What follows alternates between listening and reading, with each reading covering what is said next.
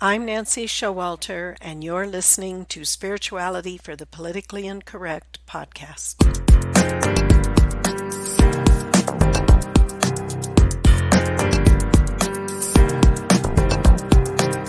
Welcome, all radical paradigm shifters and creative change makers. You who dare to create a better life and a better world. Tap into the power that resides within you and use that power for constructive change.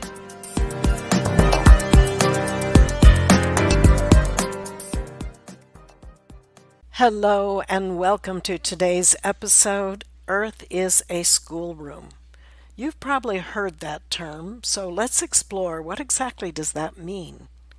Well, Ricky Martin says, life is like a great teacher. She will repeat the lesson until you learn. I think many of us have experienced that. Let us begin by looking at what is your purpose on earth?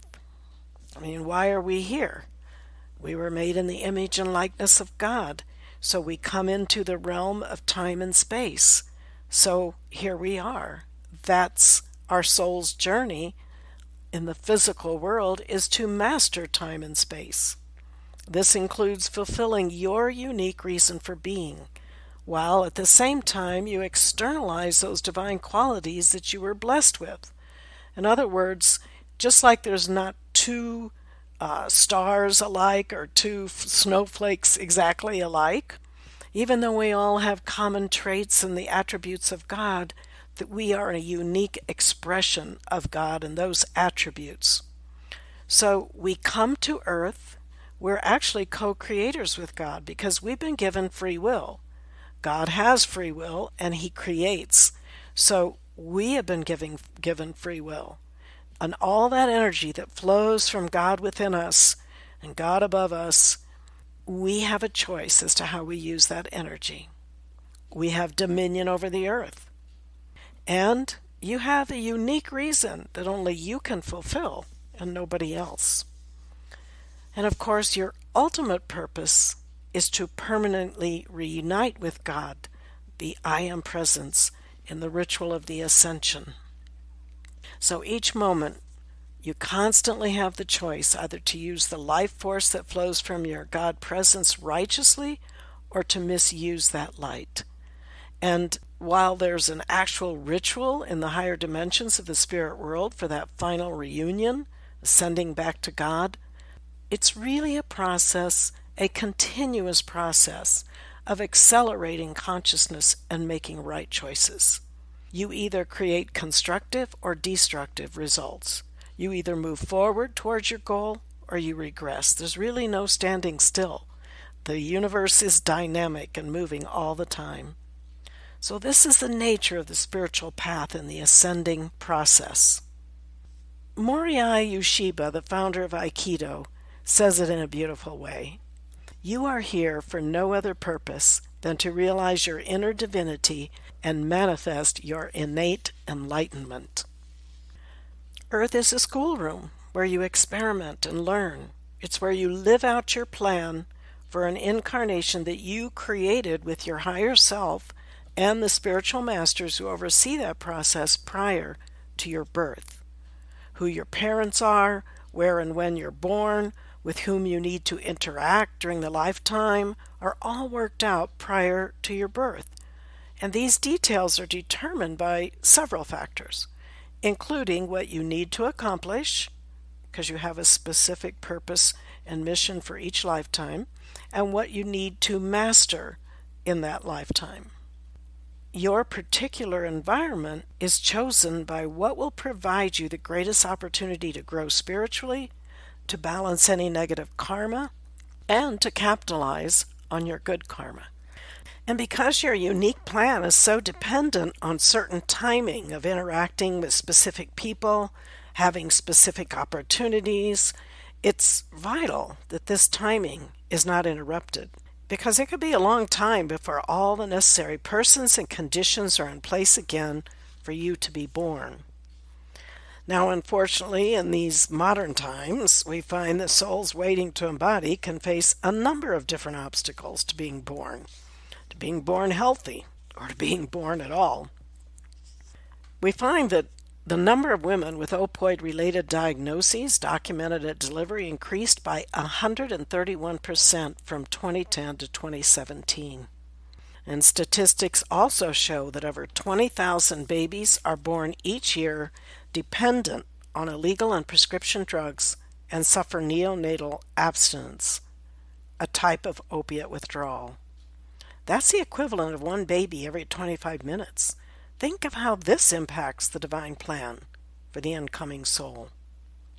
But no doubt, I think we'd all agree that the biggest obstacle to being born now is the moral acceptance and the legalization of abortion on demand. This is true in America and many other countries now as well.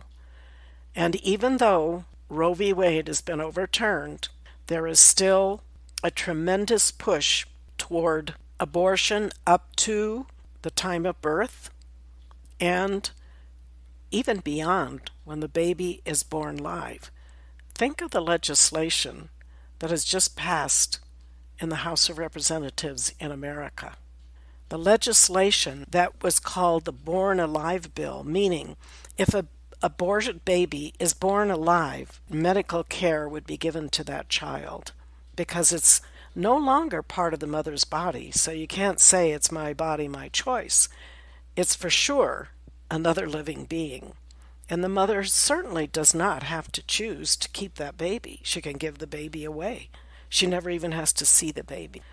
Can you imagine that out of 430 representatives, 210 voted against this bill? So it passed with 220 votes, but 210 voted against it. Is this where our country has come to? It's not just killing the baby in the womb. Now it's killing the baby after it's born. It's pretty amazing. Think of the impact when a soul has his or her life plan all outlined and everything's in place, and then the mother decides to abort the child's physical vehicle. Now, in addition to the trauma that the soul experienced by being killed in the womb, it could be many years, decades, or even longer that the soul would have the right conditions again in place to balance their karma and fulfill their divine plans. Or another option is, what about souls of great attainment who are meant to bring this earth into a new age of higher consciousness? And those souls are also denied entry to fulfill their plans and their purpose for being. You know, it's no mystery that physical birth is the only way any of us get here. We all arrive as helpless infants, totally depending on others for our very lives. This is true from the moment of conception in the womb until we're old enough to take care of ourselves. After I gave birth to my 3 sons, I realized in reality we hold a sacred trust with one another. We are given opportunity to live in the physical realm by 2 people, then we give others that same opportunity. Now, since we don't consciously remember being in the spiritual realms prior to our birth, we don't remember what it's like trying to be born. We lose that perspective once we're here. And think of it, this was a reality for Jesus also. He too was born of a mother. He was a helpless infant, and he had to be taken care of and protected until he could take care of himself. In fact, his parents had to flee for Jesus' life because Herod was so intent on destroying the Christ, the one who people were calling the Messiah and the King of the Jews. He ordered all babies up to the age of 2 years old to be murdered. Can you imagine the horror of babies being slaughtered as they were ripped from their mother's arms and the painful death these babies experienced? What about today when babies are being slaughtered as they are ripped from their mother's wombs and the painful death these babies also experience? The primary argument of those supporting abortion is that it's the mother's body and she can make the choice as to what she does with her own body. And this is true. A woman should be able to decide what she does with her own body.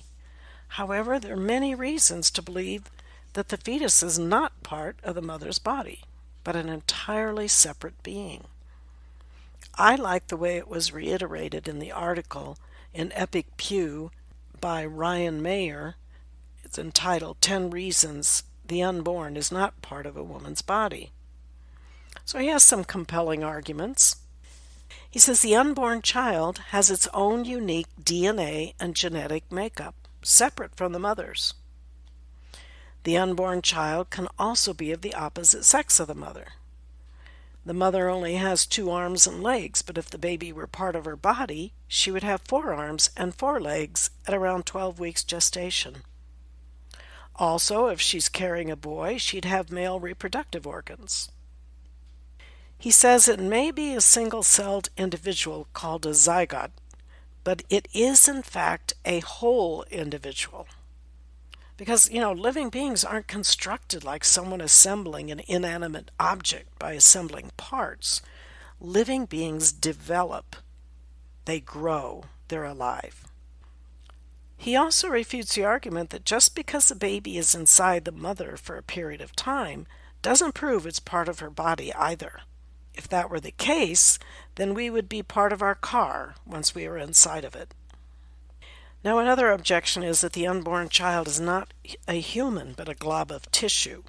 And of course, this argument is easily refuted with modern science. Nevertheless, it's still flouted by some. When you consider you could be fined up to $100,000 and a year in prison for killing sea turtle eggs, I contend that pro-abortionists do recognize that within the egg is life that they believe deserves to live. Many people argue also that abortion is not mentioned in the Bible. However, Jesus himself warned us about such offenses, which he said would come. He said, it is impossible, but that offenses will come. So he didn't have to outline everything that could be done to a child. He said, it is impossible, but that offenses will come, but woe unto him through whom they come. It were better for him that a millstone were hanged about his neck, and he cast into the sea, than that he should offend one of these little ones. So offenses have come to the point where we even accept, some people even accept the killing of the child after it is born alive.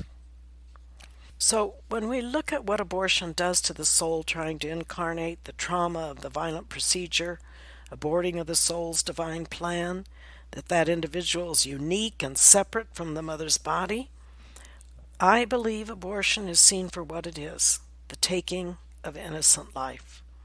And this taking of life creates karma that will have to be balanced in one way or another by all involved. Also to consider that national legalization of abortion, as it was in Roe v. Wade, also creates karma for the nation, which erodes its spiritual protection. I like to think of life about 100 or 200 years from now, when people look back at this period of history and wonder what could we have been thinking to engage in such a barbaric practice. What could have possessed us to think that ripping a child from a woman's womb and killing it was natural and according to God's law? These are things to reflect upon and to look at the spiritual perspectives and ramifications of abortion and what it means to the unborn soul, what it may mean to you someday when you want to incarnate on this planet also. I will see you next week. Until then, keep an open mind, a generous heart, and a powerful spirit. Thank you for being with me today, and if you enjoyed this episode, please subscribe, download, and comment. I'd love to hear from you, and your support is much appreciated. And don't forget to go to theawakeningnow.com for free bonuses and information on my new book, You Were Born to Be a Christ, But You Were Taught You Are a Sinner. Awaken to who you really are. See you next week.